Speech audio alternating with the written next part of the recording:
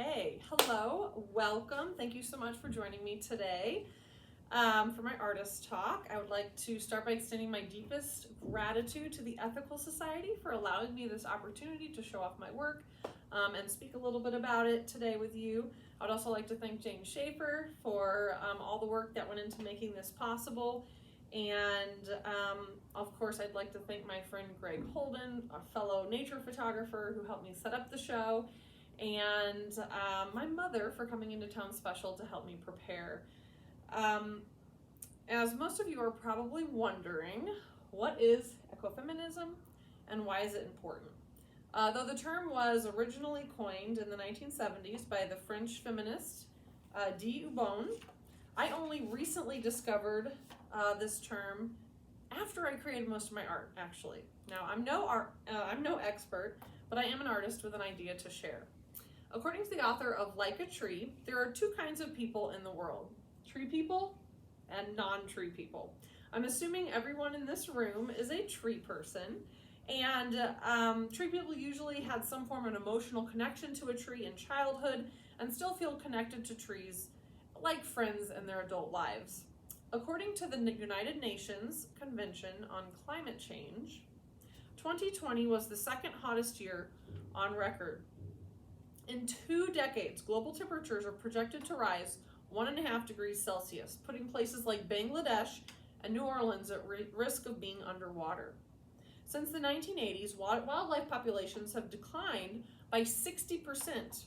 1/2 of all amphibians are at risk of extinction. The intensity of wildfires have increased, with more than 2 million acres burned in 2021 alone, and 2/3 of all extreme weather events are influenced by human activity. The world loses about 10 billion trees per year, and total trees are down by half the numbers they were before the dawn of man. The economic recovery from the COVID crisis is anything but sustainable. But there is hope. The climate crisis has united the greatest number of Earth's inhabitants over the past decade, more than any other single issue. Now is the time to think big and rally around solutions. Individuals recycling just won't cut it anymore. We need to make systemic changes that address the twin oppressions of women and the environment in our society. Women have always been subordinate to men, and unless this ends, we and nature will always be exploited. Ecofeminism addresses inequalities in all areas, fighting the dualistic thinking that has led to centuries of abuse of targeted populations, human and non. Women tend to have a deeper knowledge of Earth systems because they are disproportionately affected by negative climate effects and make up to 70% of the planet's poor, yet are underrepresented in every government. Women are principal managers of natural resources in developing nations. When women make up a greater percentage of a nation's parliament, the total carbon output of the society decreases because women in positions of power are more likely to ratify environmental treaties and see declines in population growth. When women do well in a society, the environment benefits, and vice versa. We are intricately connected to all life systems on the planet. Now, individually, a belief in God can bring a great deal of comfort and meaning to one's life.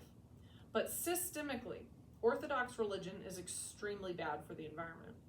Not only does religion, in its current state, encourage overpopulation and an expectation of paradise later instead of in the present reality, it sets up dangerous hierarchies and dualisms of domination, such as man over woman, civilization over nature, human over animal, and us over them, instead of seeing the world as a beautifully interconnected web of life, of which humans are just a part. What good will sustainability efforts do if we believe the world will end within the next few decades?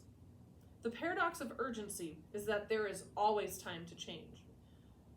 If we are to survive as a species and face the insurmountable challenges of climate change, we must combat the harmful capitalist and religious worldview that humanity's job is to fill the earth and subdue it. Ecofeminism is a path forward, allowing women the opportunity to step into our role as protectors of the earth and earth systems. If we respected trees and rivers, oceans and animals like we should, we wouldn't still be fighting for women's rights in the courts as we speak. Though feminists are not without bias, the basic liberatory principles of feminism uniquely position women to be able to do something. Now, just a little bit about my background. My name is Christine Warner. I'm an art teacher at Ladue High School, and I studied art at Maryville University and in Florence, Italy. I fell in love with nature in my own backyard, exploring all summer long. And I definitely believe men can be involved in this fight as well. My dad was the one to instill a deep love of nature in my childhood with camping trips, lake adventures, and stargazing. I attended Ethical Society until senior year and went through the whole ethical school program, which is why this is so exciting, because being represented in their gallery has always been a dream of mine. In their Sunday school program, I learned a deep respect for all living things, both human and non. I learned many things living in Europe, mostly an appreciation for wide open spaces that we have here in the Midwest, and a desire to implement more sustainability measures here at home. In 2017, I was unfortunately a victim of domestic abuse and found great solace in both nature and my art. So therefore, half of the proceeds from my work will be donated to Safe Connections, an organization to help women and girls in similar situations. So today I would like to share a few stories behind some of my photographs, because I believe sharing stories is how we grow. Okay, so this is basically where it all started. Lady Lorax was created with my good friend Nikki Serenity. Since we have created many works together in this series, but this image remains the most emblematic of ecofeminism. I took the familiar tale of the Lorax by Dr. Seuss and replaced that curmudgeon-y old man with a tree spirit in the form of a young woman in the tradition of Greek mythology. I was inspired to do this shoot when I stumbled upon a large patch of land that was being cleared for development along the riverfront in St. Charles. The original plan for River Point was to establish retail shops as an extension of Main Street. Only recently, since the pandemic, the area has now been slated to house high-rise apartments, bringing more people into an already overpopulated zone. Environmentalists have been fighting the city over this project due to its impact on a rare species of bat that called these woods home. Obviously, the activists were not successful. When humans feel the pain of a lost landscape they once considered home, it is a feeling known as solastalgia, but this feeling only lasts for one generation. Here, you can see the pain in the Lorax's eyes as she cradles the dead form of her brother Tree, who seems to ooze the very life essence she is made of. We cannot help but feel empathy for her in her time of grief, something we can understand all too well in humans. Personifying nature allows us to draw more people into the cause, forcing them to feel empathy, and how better than with a beautiful face and innocent spirit. One thing I learned researching ecofeminism that I found surprising is the harm of the essentialist framework, which relates nature to women intrinsically. The link between women and nature is actually only a social construct that was established many millennia ago as a way of subjugating both. So we must be careful when referring to nature as mother or intrinsically female. Nature has no gender. It's the paradox of any woman's movement. To be seen as legitimate and non-threatening, it can be helpful for women activists to exhibit traditional gender roles, such as being docile and submissive. But those feminine traits and those feminine movements are doomed to fail, because femininity is not a trait typically associated with political power. So I will be relating nature to feminine entities today, recognizing it as an extension of social construct in an attempt to subvert and reclaim the power of this connection. So what does it mean for something to be divine? Coming from a divine source, a source like the earth, perhaps?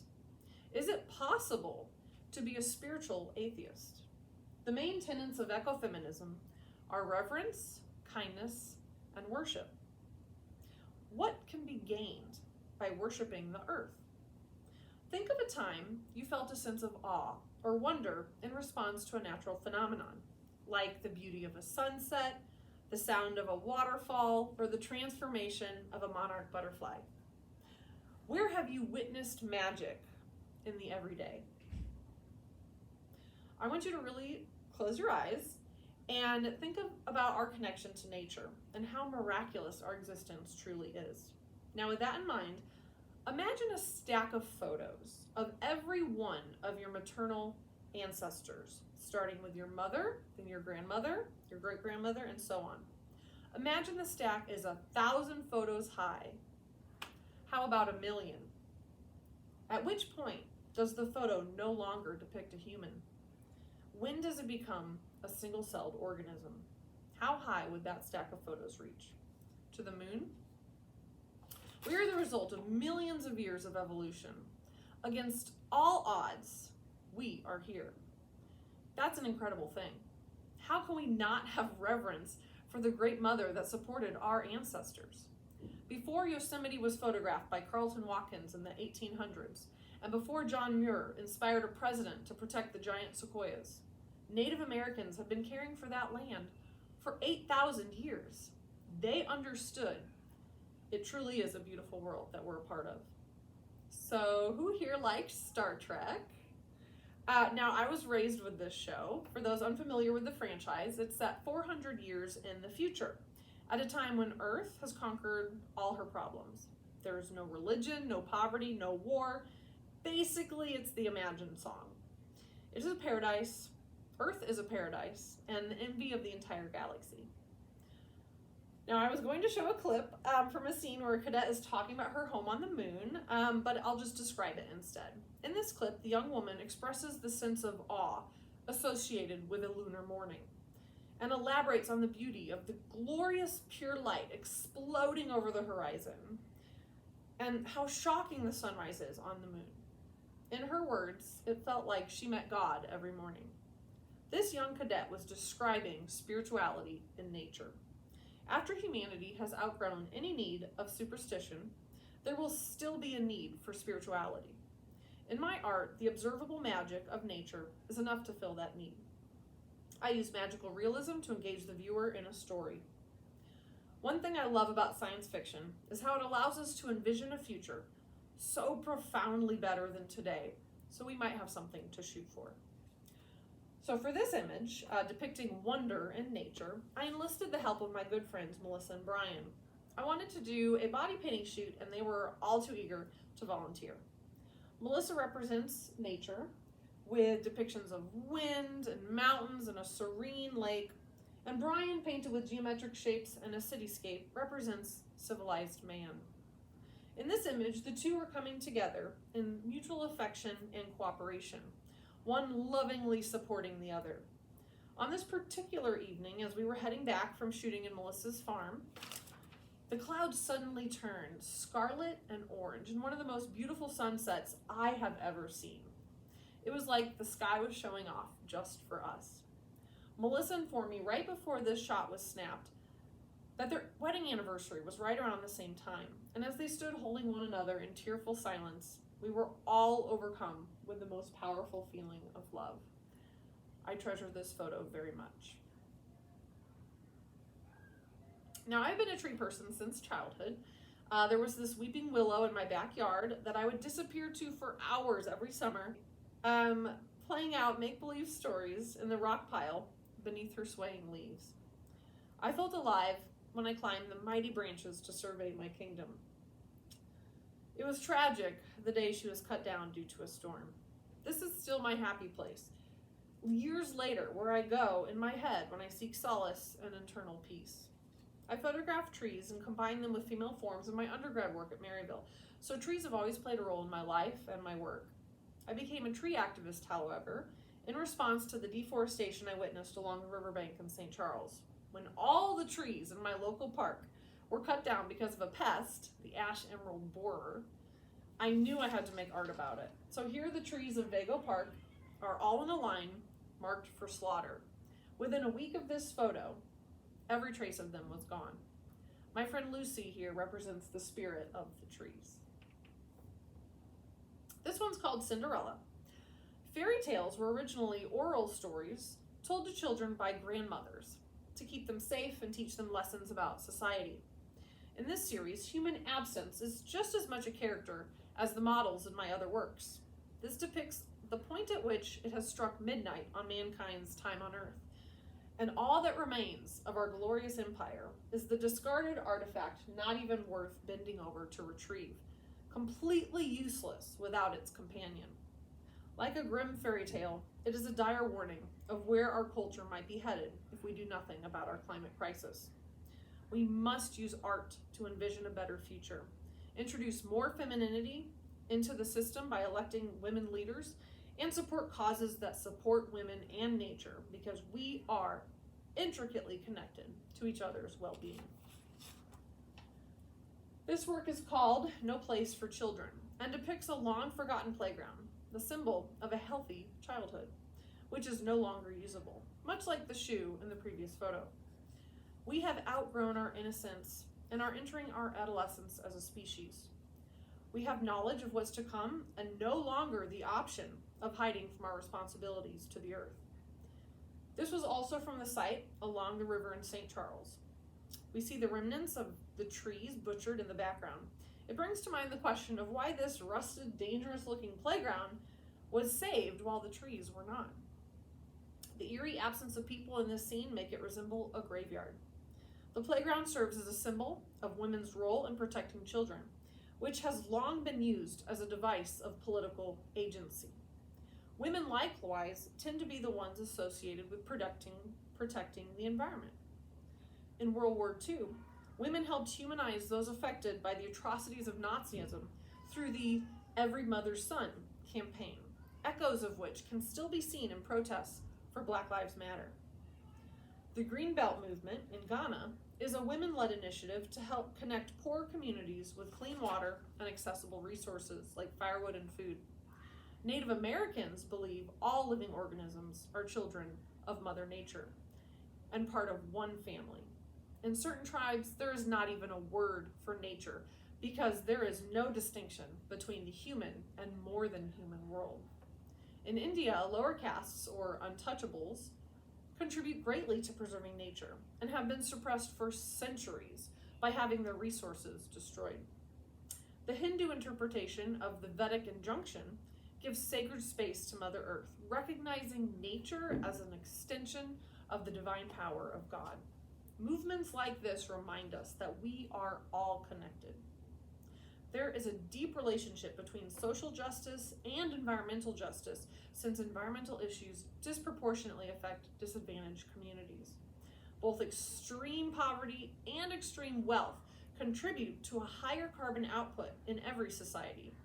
Throughout the world, the supremacy of man has had a horrendous impact on both women and the environment. So how can we use religion to help? Is this possible? With environmentalism being the most popular movement on the planet, there is already an overwhelming interest in improving the health of our Earth's systems. 150 years since the theory of evolution was discovered, 1/5 of the world's population has outgrown Orthodox religion. But it still has a role to play in this fight.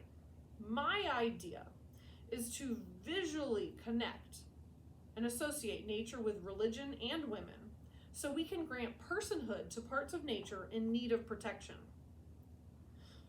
Just like we have for the corporations hell-bent on its destruction. There are many precedents for this around the world. New Zealand just granted personhood and rights for the river Whanganui. Ecuador granted all of nature human rights and set it up so any citizen can defend any part of nature in the courts, an idea now being used in Bolivia as well. In Article 72 of this bill, nature even has the right to be restored. Our Great Mother needs representation in the law of the land, which can be granted according to the First Amendment if enough of us push the narrative that she holds religious and spiritual value. The Pope has already deemed ecocide, which is the destruction of an environment, a sin. We must reframe Christianity to focus on all God's creations, so we can fight fire with fire and argue for the protection of our most valuable resource, Mother Earth. Would a loving God really put the giant sequoias here just for the profit of a few greedy men? I don't think so. Thank goodness for Teddy Roosevelt. If Christians really believe God created all life on earth, wouldn't they also believe he wants us to protect it? The need to respect nature is something all cultures can rally around as a universal truth of mankind. The earth has been devalued far too long because of her association with the feminine. But I believe now is as good a time as ever to redefine the meaning and power of the word female. She is our mother, our guardian, our provider. It is time we take care of her. So I propose, #SOL, the Save Our Lady Bill, which will grant personhood to all manner of natural spaces, from the giant sequoias to the Great Lakes. So if it is ever proposed that we take land away from these protected zones, she can defend herself in court like the human she is worthy of being. Look into her eyes and tell me she has no soul. I employed the very talented Nikki Serenity to represent the life of Gaia throughout my mini-series because she is beautiful, vibrant, and brave. Everything I believe Mother Nature to be. I'm not saying we replace religion with nature. I'm saying we add her as a spiritual model of connectedness and unity. The dualistic thinking that forms our entire Western paradigm is killing the planet. We need to consider the teaching of relational models, such as in the Lakota greeting, Aho Mitakuye Oyasin. We are all related. We can use Christian iconography to add legitimacy to the environmental movement and reach a whole new demographic. Mother Mary is Gaia. The Son is God. And the Immaculate Conception is that mysterious spark which created all life on earth, not just human. It's a process worthy of reverence indeed. In this image on the right, an old church has broken stained glass windows, representing the spell of traditional religion being broken. And the rose-colored light that once inspired people within is discovered to be a facade, disguising the true source of divinity, the world outside. One of my favorite quotes, man worships an invisible God and destroys a visible nature, not realizing the nature he's destroying is the God he worships. After there are no humans left to have faith in anything, nature will still be creating sunrises. So why isn't nature worship one of the primary world religions? It seems so obvious that nature is divine. Well, throughout history, there have been consequences for women associating spirituality with nature, as depicted in the image on the right. There has been a very intentional campaign by organized religion to wipe out or commandeer all pagan rituals and beliefs. It's time to bring balance by reinstating the worship of nature as a legitimate religious tradition.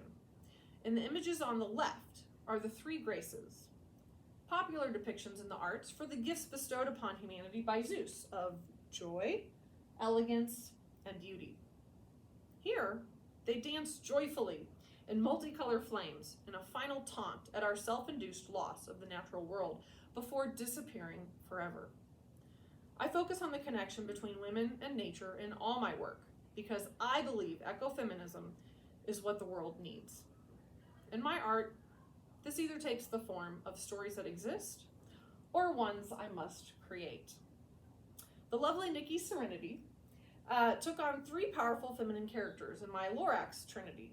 After borrowing the Lorax character in relation to the devastated forest on the left, I decided we needed a holy trinity on Earth of natural entities of earth, air, and water. Superheroes of divine proportions, capable of defending the earth with the irrefutable power of a triad. One character is easily overpowered, as we saw in the Dr. Seuss narrative. Two characters can turn on one another and become polar opposites, like the witches in Wicked, or our familiar political system. But three represents perfect balance. Think of all the great things that come in threes, from the pyramids to Star Wars. Triangles are the strongest shape in the universe and are holy indeed. Just as the three graces have depicted perfect beauty throughout history in the ever-changing concept of what is beautiful, we need a pretty face to drum up empathy for this cause. We are hardwired as humans to care about the innocent and the kind, which is why witches were discredited through representations of wicked, ugly old women. Mary, on the other hand, has always been equated with youthful beauty. Have you ever seen an old version of the Virgin Mary? That is intentional. We are programmed to appreciate beauty and fight for it. Art matters in this fight for the divinity of nature. How we think of capital H-E-R matters. The stories we worship matter. Mother Nature has the power to be eternal if we respect and care for her. Speaking of eternal, I would like to share the story of two very different island nations. Many of you already know the tale of Easter Island. Polynesians migrated to its shores around 1,500 years ago and set up a civilization on its meager 63-mile radius. Fun fact, Easter Island is a triangle. These inhabitants flourished and within a few centuries overpopulated the land. They were greedy and focused on the might of their competing religious deities, constructing bigger and bigger and bigger stone heads, which is now all that is left of their once thriving civilization. It was not long after they cut down every tree, like in the sad tale of the Lorax, that they ran out of resources, were forced to resort to cannibalism, and within just a few short years disappeared from the face of the earth completely. What a tragedy. A similar fate seemed to face the island of Japan in the early part of the 20th century. Because of the war effort in 1944, Japan was on track to cut down nearly all of their great forests. But instead of continuing on their path of destruction, Japan adopted a system called silviculture, which is the care and maintenance of forests. And now, within little over a half century, they are one of the most densely populated places on Earth, yet 2/3 of the land in Japan is taken up by wildlife. So I figure, on this island called Earth, we can follow one of two paths and end up like Easter Island, cannibalistic in our obsession with competition, or we can be like Japan, with respect for Mother Nature so ingrained in our culture, we wouldn't dream of destroying her. The choice is ours. Now, science fiction can help us shape a better future. So can storytelling and the arts. Every great movement has started in the arts, which is a big part of the reason we study art history, to see the trends and at play in the world in a way that transcends language and speaks volumes in a single smile. In this photo shoot, I wanted a location that looked out of this world, so we went to Elephant Rock State Park. My poor friend Nikki had to sit through 3 hours of makeup as I transformed her into Mother Nature for an alien world.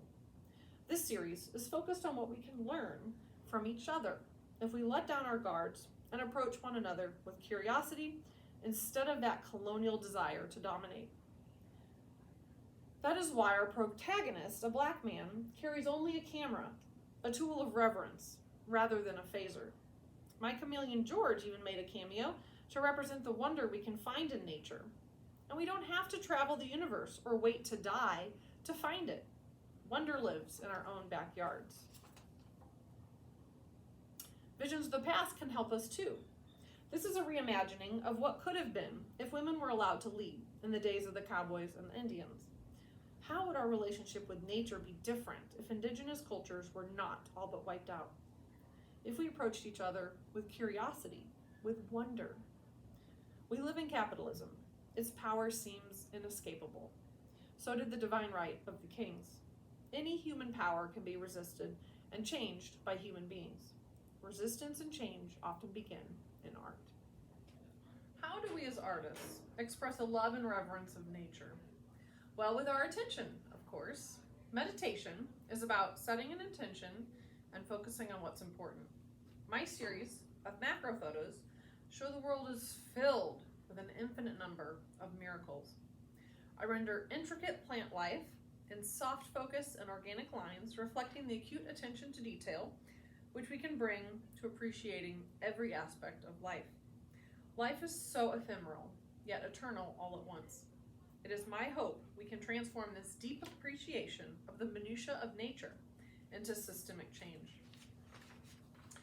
So we need to begin to shift the paradigm of domination to one of relational values. What can we do? Can we establish a church of nature, bringing back a pagan level of dedication to protecting the observable magic of Mother Earth? What harm could nature worship possibly do in the modern era? We have become so out of balance, the time is ripe for a paradigm shift.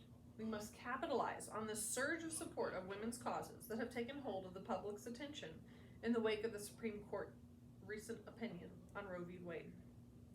Today is the start of a new women's movement, one we must connect with nature and all manner of intersectionalities if it is to be successful. The women's movement supports so much more than just women. It has the potential, with its liberatory principles, of supporting the entire planet. What can we do as individuals?